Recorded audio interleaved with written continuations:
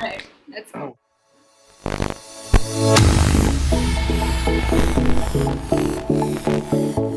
Hello, everyone, and welcome back to the NWSL Rewind with me, Radha, and my co host, Romel. We obviously, as you know by now, cover all NWSL matches, match by match, in every week. And here is week 4. So we hit June.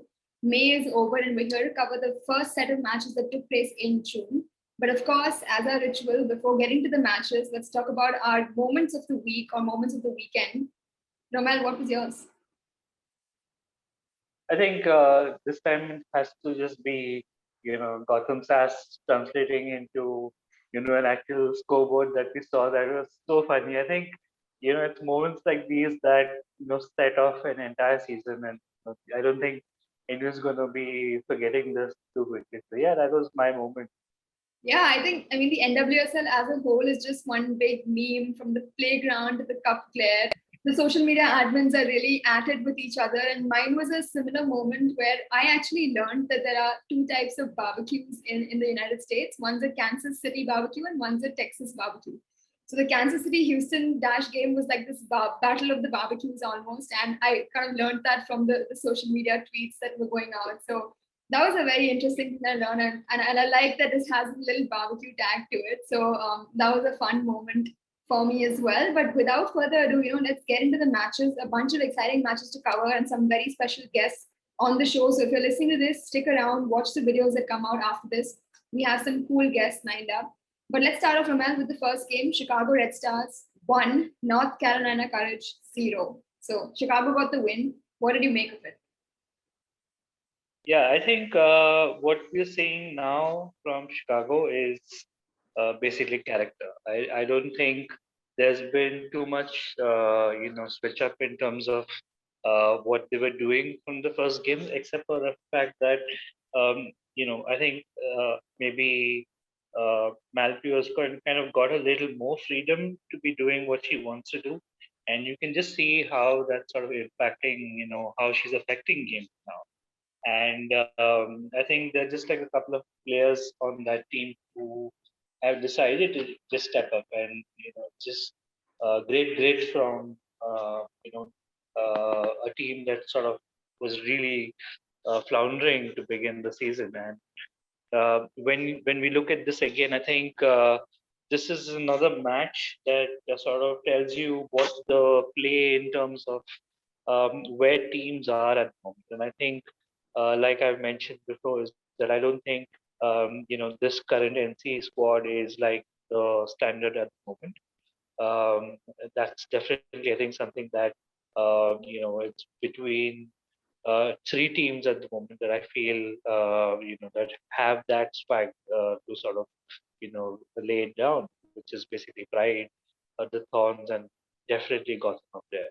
So yeah, so the given what was that? It was, I think, uh, what we can sort of look back, come later season, see that this was actually a very critical match going forward, because it was all about sort of setting the table in terms of where these two teams would want to be. And I think uh, we saw a lot of dominance from the NC team. They were trying to sort of impose their game, but I think what really worked for Chicago was that I think there were a couple of players that were like positioned really well to sort of counter that, make sure that a lot of the possession that NC had didn't really translate into anything too dangerous. And we saw, that sort of, when you look at the game, you see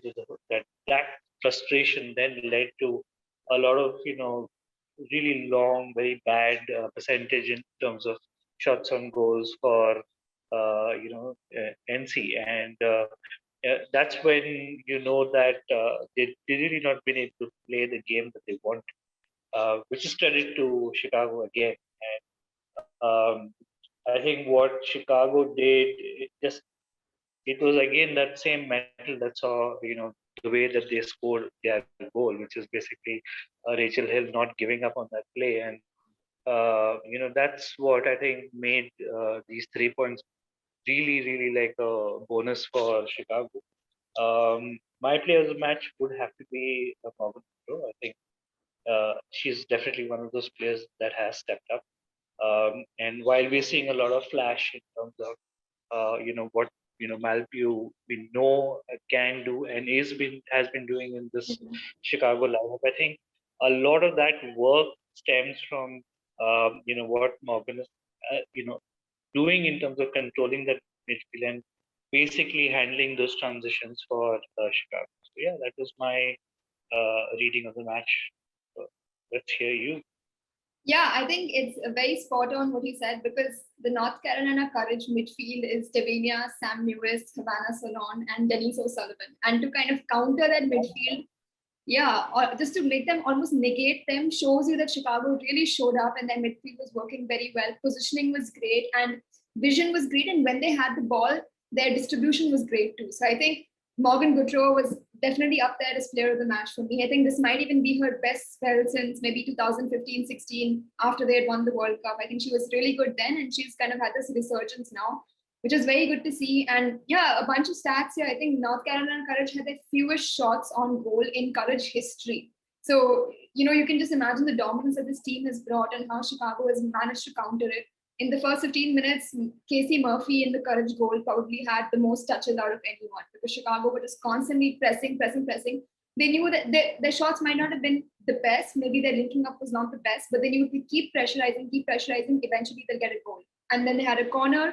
It kind of spilled out, and Rachel Hill said, I'm going to keep putting pressure. I'm going to keep running after the ball. And finally, it went in. And I think that was great to see.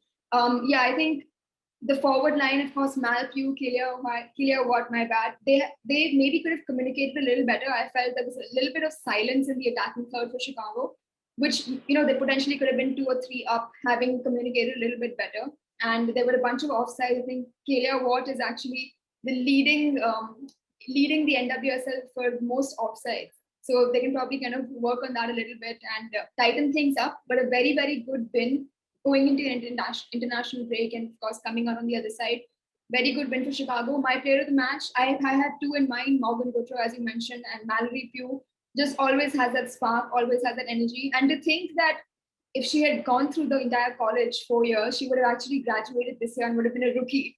So to think that she's already made this kind of a mark, and her peers could probably be coming into the NWSL in the following year, is very, very big. And, I think she made the correct decision, just having the impact that she has had. She's a good shout for the Olympics roster as well. So yeah, credit to Chicago here. Really having kind of, moving the table up and down there, not letting one team kind of go ahead with too many victories, which is good to see. And as you mentioned, character is everything. Chicago, I think, have finally shown that we are here, we have that mentality, and we're here to stay.